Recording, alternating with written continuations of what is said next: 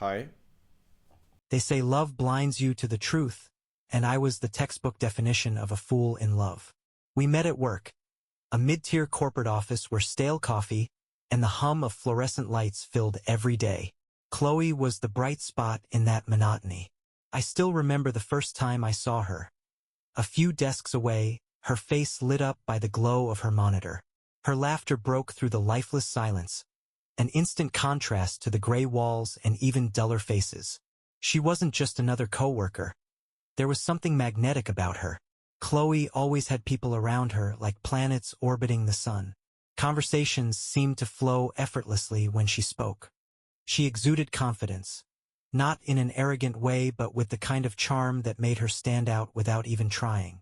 For a guy like me, someone used to blending into the background, she was impossible to ignore. It started innocently enough, work-related questions at first, then little jokes exchanged during meetings. Eventually, lunches became our unspoken routine.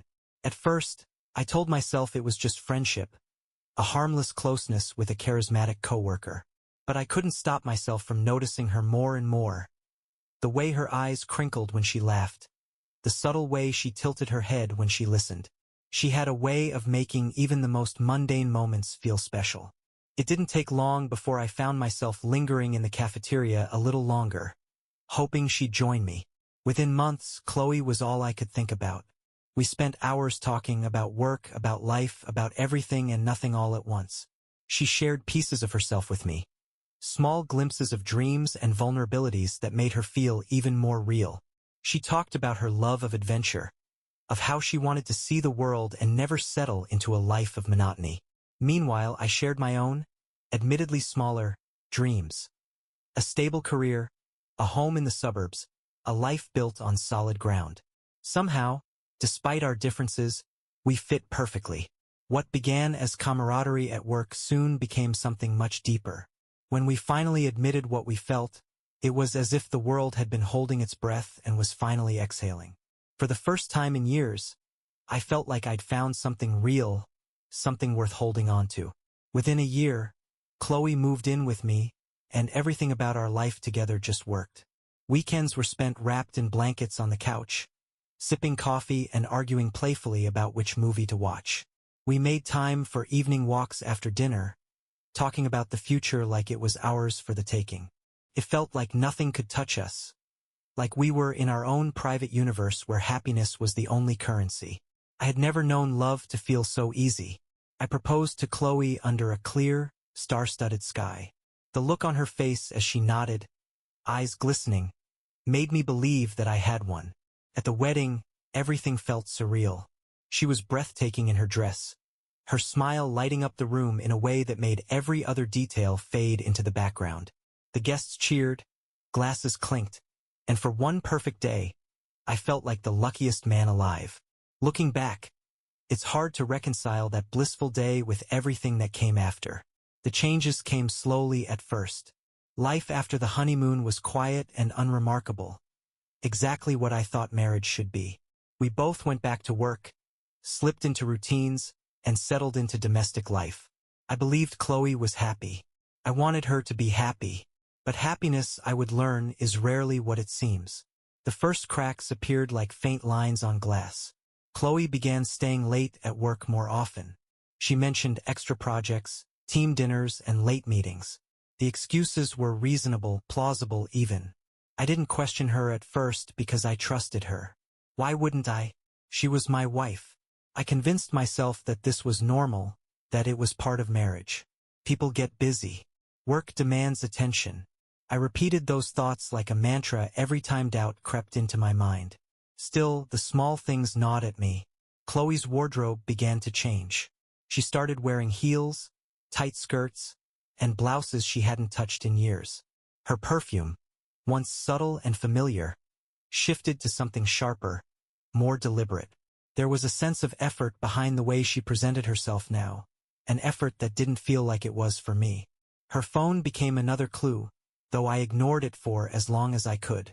Where once it sat forgotten on the couch or the kitchen counter, now it was always with her, locked, silenced, and hidden. She checked it constantly, glancing down with the faintest of smiles before tucking it back into her pocket. I tried to dismiss it, but the pattern was impossible to ignore. Trust is a fragile thing, and once it begins to crack, it doesn't stop. The days that followed were a whirlwind of suspicion and second-guessing. I began noticing every little inconsistency.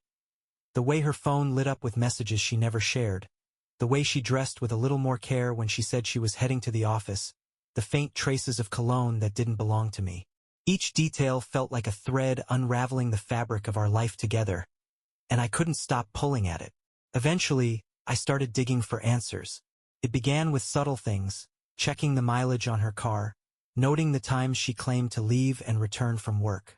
Nothing concrete emerged, but the inconsistencies mounted. One night, while she was in the shower, I hesitated before picking up her phone. The lock screen taunted me, its barrier a silent reminder of how much had changed between us. The breakthrough came in the form of an innocuous credit card statement. I noticed a charge for a restaurant we'd never been to, on a night when she said she was working late. My heart sank as I stared at the receipt, the pieces slowly clicking into place. My mind raced with possibilities, each worse than the last.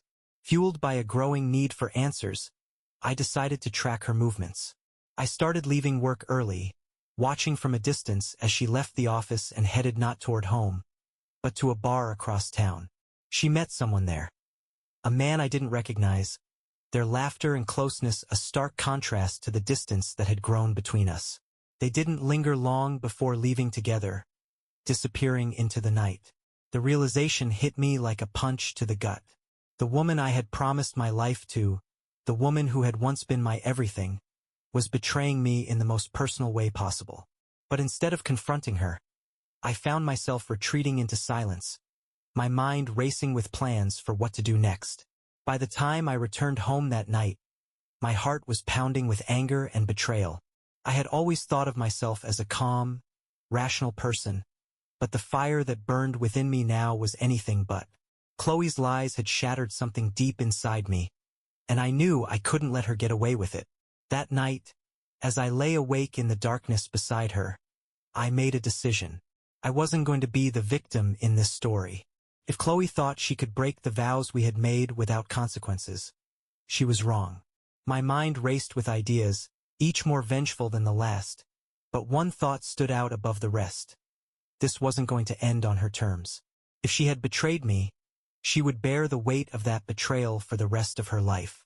The wheels were already in motion, and there was no turning back. The moment I decided to track Chloe, something inside me shifted.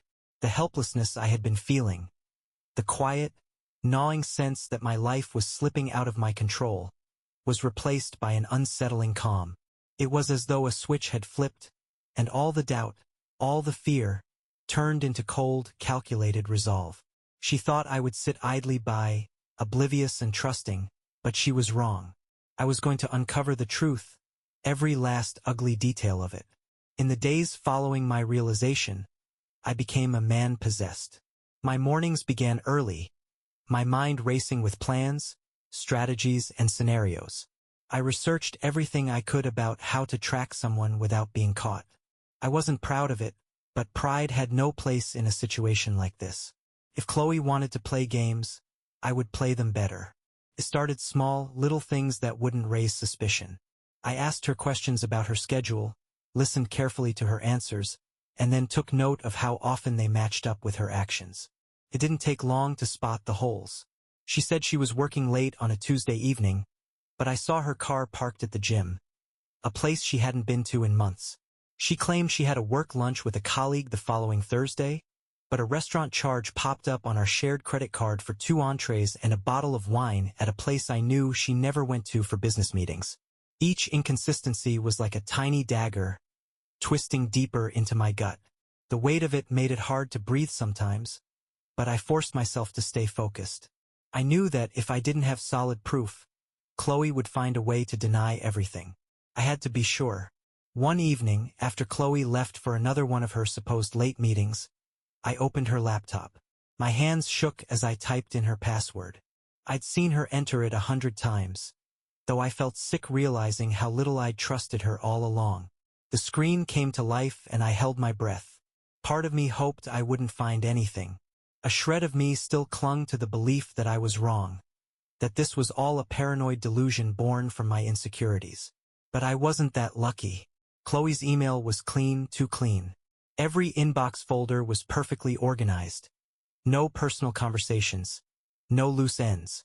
It was suspicious in itself, a carefully curated image of professionalism. But her browser history? That was different. She must have thought she'd covered her tracks, but she hadn't accounted for autofill suggestions and cached links. One click opened a social media profile, a burner account I didn't recognize. It had no name, no personal photos, just vague posts and likes that I couldn't tie to anyone we knew. At first glance, it didn't seem important, but as I scrolled through her interactions, my stomach turned. There he was, the man I'd seen at the bar. His face stared back at me in profile pictures. Self-assured, younger than me by a few years, the kind of guy who wore smugness like a badge of honor. Chloe had liked his photos, commented with subtle flirtations masked as jokes, and messaged him late at night. I clicked on the messages and time seemed to freeze. Her words were casual at first, polite even, but the tone shifted as the weeks went on. They were sharing secrets, laughing about things I didn't understand. Then, as I scrolled further, I saw her write something that shattered me completely. "You're the only person who really gets me." The betrayal in those words hit me harder than a punch to the face. I felt like the walls were closing in. How many times had Chloe said that I was the one who understood her? How many late nights had we spent talking about our dreams, our fears, the parts of ourselves we hid from everyone else? My hands trembled as I shut the laptop and sat back, the room spinning around me. The next few days were a blur of surveillance and growing dread. I installed a tracking app on Chloe's phone while she slept, my hands steady despite the weight of what I was doing. Every time she left the house, I watched her location on my screen like a hawk. Most of the time, her movements matched what she told me. She went to work, stopped for coffee, and came home. But then there were the other times, the ones she didn't mention. Lunch breaks that ended in apartment complexes across town. Drives to places I didn't recognize, where she would stay for hours before coming home with a smile as though nothing had happened. On one such day, I followed her. I left work early, borrowing a coworker's car so she wouldn't recognize it. I trailed her from the office, staying 2 or 3 cars back at all times, my palms slick against the steering wheel. Chloe drove with purpose, never hesitating or taking random turns to throw off a tail. She wasn't being careful because she didn't think anyone would catch her. She pulled into a small, nondescript building on the edge of town, a residential complex surrounded by bare trees and cracked sidewalks. I parked a block away and watched her get out of the car. She checked her reflection in the window, adjusting her hair before walking inside. My heart pounded in my chest, each beat echoing in my ears like a drum. I wanted to burst out of the car, storm into that building, and confront her on the spot, but I held back. If I was going to do this, I needed to be smart. From a distance, I watched as a man appeared in the doorway to greet her. It was him, the man from her messages, the man from the bar. He smiled when he saw her, a smile that made my blood boil. Chloe's face lit up in a way I hadn't seen in months. She hugged him, lingering too long, and together they disappeared inside. I sat there for hours, staring at that door, my mind a swirling storm of rage, heartbreak, and disbelief. The sun set, the air grew cold, and still I waited. When Chloe finally emerged, she looked calm, composed, as though nothing had happened. She didn't know I had seen her. She didn't know her secret was no longer hers alone. That night I couldn't sleep. I stared at the ceiling, replaying the scene over and over again in my mind. My wife, the woman I had promised to love and cherish, had betrayed me. I thought about confronting her, demanding answers, but what good would it do? She would deny it, twist the truth until I felt like the guilty one. No, I needed more. I needed undeniable proof. Evidence so damning that she couldn't weasel her way out of it. The days turned into weeks as I gathered what I needed. I photographed her car outside his building. I logged her location on the tracker every time she strayed from her story. I printed the screenshots of her messages and saved them in a file, the weight of the paper a reminder of how real this had become. With each new piece of evidence, the anger inside me grew, solidifying into something dark and unrelenting. Chloe had made her choice, and soon I would make mine. The night I decided to act felt like the calm before a storm. Chloe was in the shower, her voice humming softly through the thin walls. I sat at the kitchen table, staring at the file I'd assembled. It was all there. The photos, the receipts, the messages. Proof of her lies. Proof of her betrayal. I didn't know what my next move would be yet. Part of me wanted to confront her and end it all in a blaze of fury. But another part of me, the darker part, wanted her to feel this. I wanted her to understand the weight of what she had done, to carry the mark of her betrayal for the rest of her life. As I sat there, my mind racing, the faint sound of water stopped. Chloe would emerge soon, none the wiser to what was coming. I tucked the file away, smoothing my expression into one of practiced normalcy. This wasn't over.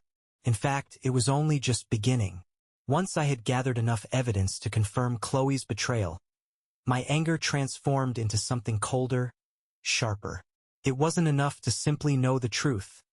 I needed her to face it, but not in a way that let her deny, manipulate, or twist the narrative.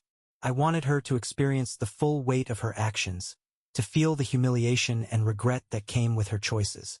It was time to set the trap. In the days following my surveillance, I began planning with meticulous detail. Every move Chloe made, every excuse she offered, became a piece of the puzzle. I continued to act normally around her, masking the bitterness simmering beneath the surface. She had no idea what I had discovered, and that gave me an edge. Her overconfidence, her belief that I was oblivious, would be her undoing. My first step was to enlist help. I reached out to a close friend of mine, Alex, who worked in private security. Alex was the kind of person who thrived on structure and problem-solving, and I trusted him implicitly. I didn't need him to follow Chloe. I had already done that part myself. But I did need someone to corroborate my findings and offer guidance on how to approach the situation legally. Alex listened without interrupting as I laid out everything I'd uncovered. When I finished, he leaned back in his chair, his expression grim. "You have more than enough proof," he finally said. "The messages alone would hold up in court, but the photos and location data? She doesn't stand a chance. What do you want to do with this?" I hesitated for a moment, the weight of the decision pressing down on me.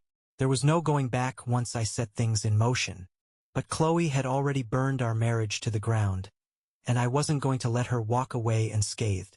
"I want her to face it," I said. "I want her to know that I know everything, and I want it to be public. Not just for her, but for him too." Alex nodded, his mind already working through the logistics. He suggested a few options, including presenting the evidence during a legal mediation or sharing it with a lawyer for a divorce proceeding. But none of those felt right. They were too clinical, too removed. I wanted Chloe to see the destruction she'd caused firsthand. With Alex's help, I began crafting the perfect confrontation. The key was timing and location, a setting that would make it impossible for her to escape or deflect. After some deliberation, I settled on an anniversary party we'd been planning to attend for one of our mutual friends. The event would be public enough to ensure witnesses but intimate enough to carry personal weight. Chloe had been looking forward to it for weeks, unaware that it would become the stage for her reckoning. In the days leading up to the party, I continued to play the role of the loving husband. I went through our routines as though nothing had changed, biting back my anger every time I saw her smile or heard her laugh. It was exhausting but necessary. Chloe needed to believe that she still held all the cards. Meanwhile, I finalized the details of my plan. Alex helped me create a digital presentation of the evidence, complete with timestamps and geotags. It was damning, leaving no room for misinterpretation or denial. I also contacted the friend hosting the party, ensuring they were okay with a brief interruption during the event. While I didn't divulge the full scope of what I had planned, I made it clear that this was something I needed to do. The night of the party arrived, and I felt a strange mix of nerves and anticipation. Chloe spent hours getting ready, trying on different dresses and asking for my opinion. I offered the occasional nod or smile, feigning interest while my mind raced. When she finally settled on a sleek black dress, she turned to me with a playful grin and asked if I was ready to go. I was more ready than she could imagine. The venue was a cozy, upscale restaurant with dim lighting and an intimate atmosphere. Friends and acquaintances mingled over cocktails, their laughter filling the air. Chloe seemed to thrive in the environment, effortlessly slipping into conversations and charming everyone she spoke to. I stayed close but quiet, observing her with a mixture of bitterness and resolve. At the agreed-upon time, I signaled Alex, who had positioned himself near the entrance with a tablet containing the presentation. The host gave me a subtle nod, and I stepped forward, clearing my throat to get everyone's attention. The room fell silent, all eyes turning toward me. I began by thanking everyone for coming and expressing gratitude for their friendship. My voice was steady, betraying none of the turmoil beneath the surface. Then I shifted gears. I've always believed in honesty and loyalty, I said, my gaze sweeping across the room before landing on Chloe. And I think it's time we had some honesty tonight. Chloe's smile faltered, confusion flickering across her face. She started to speak, but I held up a hand, cutting her off. Alex stepped forward, the tablet screen lighting up with the first image. Chloe's car parked outside the bar where she met him. The room seemed to hold its breath as I continued. Photo after photo appeared on the screen, each one more incriminating than the last. Chloe's face turned pale, her hands trembling as she stared at the evidence. Gasps and murmurs rippled through the crowd, the weight of the revelations sinking in. I didn't stop there. I played an audio clip of one of her voice messages to him, her words dripping with affection and betrayal. By the time I finished, the silence in the room was deafening. Chloe's eyes were wide with shock, her lips moving soundlessly as she tried to process what had just happened. The confrontation didn't end there. As Chloe stammered out half-formed denials and apologies, I calmly handed her the file containing all the evidence. I made it clear that there would be consequences, legal, personal, and emotional. I didn't raise my voice or lash out. I didn't need to. The weight of the truth was punishment enough. Chloe's lover didn't escape unscathed either. I had made sure to include his name and face in the presentation, exposing him to the same scrutiny and judgment. He wasn't at the party, but I knew word would reach him soon enough. His life, like Chloe's, would never be the same. After the party, Chloe and I drove home in silence. The air between us was thick with tension, her tears falling silently as I focused on the road. I didn't offer comfort or reassurance. I didn't have any left to give. This was the path she had chosen, and now she had to walk it. That night, as I lay in bed alone, I felt a strange sense of closure. The battle wasn't over yet. There were still legal proceedings to navigate, and the road ahead would be anything but easy. But for the first time in months, I felt like I had taken back control of my life. Chloe's betrayal had broken something in me, but it had also forged something new. A resolve to move forward, no matter how difficult it might be. This wasn't the end of the story. It was only the beginning of a new chapter. How was the video? Don't forget to like and subscribe for more videos. Leave your thoughts in the comment below. Thank you for watching. Bye bye.